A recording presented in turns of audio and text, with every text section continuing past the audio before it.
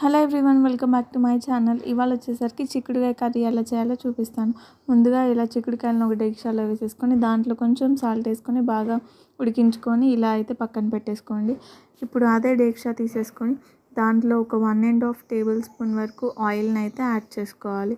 Oil అనేది heat అయిన తర్వాత దాంట్లోనే పోపు దినుసులు అండ్ కొంచెం జీరాని కూడా యాడ్ చేసేసుకొని అవి కొంచెం వేగిన తర్వాత దాంట్లోనే సన్నగా కట్ చేసుకొని పక్కన పెట్టుకున్న ఉల్లిపాయ అండ్ కొంచెం కరివేపాకును కూడా యాడ్ చేసేసుకొని ఒకసారి బాగా మిక్స్ చేసుకోండి. అండ్ ఇవన్నీ కూడా ఇక్కడ నేను చూపించినట్టు ఇలా ఫ్రై అయిన తర్వాత దీంట్లోనే సన్నగా కట్ చేసి పక్కన పెట్టుకున్న టమాటాని కూడా యాడ్ చేసేసుకొని ఒక 2 నిమిషాల పాటు అయితే టమాటాని బాగా మగ్గనివ్వాలి. ఇలా టమాటా మగ్గిన తర్వాత దీంట్లోనే మీ స్పైసీనెస్ బట్టి అయితే చిల్లీ పౌడర్ని అయితే యాడ్ చేసుకోండి. అండ్ దాంట్లోనే చిటికెడు పసుపుని కూడా యాడ్ చేసుకోండి.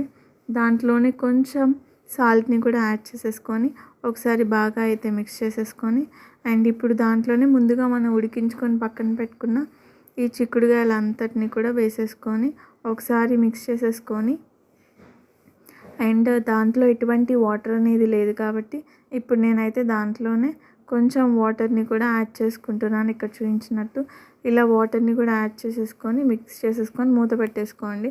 ఇవనేది కూడా కొంచెం బాగా అయితే ఉడకనివ్వాలి. ఇలా కొంచెం ఒక 5 మినిట్స్ తర్వాత అయితే లైట్గా సన్నగా తరిగి పక్కన పెట్టుకున్న కొత్తిమీరని కూడా యాడ్ చేసేసుకోండి.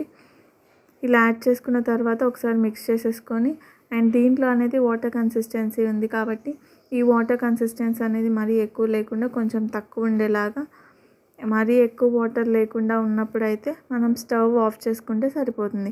ఇంకా చాలా సింపుల్ అయిన చిక్కుడుకాయ కర్రీని మీరు కూడా ట్రై చేయండి and me friends and family మెంబర్స్తో కూడా షేర్ చేయండి. అండ్ ఇలాంటి మరిన్ని సింపుల్ రెసిపీస్ కోసం మర్చిపోకుండా ఛానల్ని అయితే సబ్స్క్రైబ్ చేసుకోండి.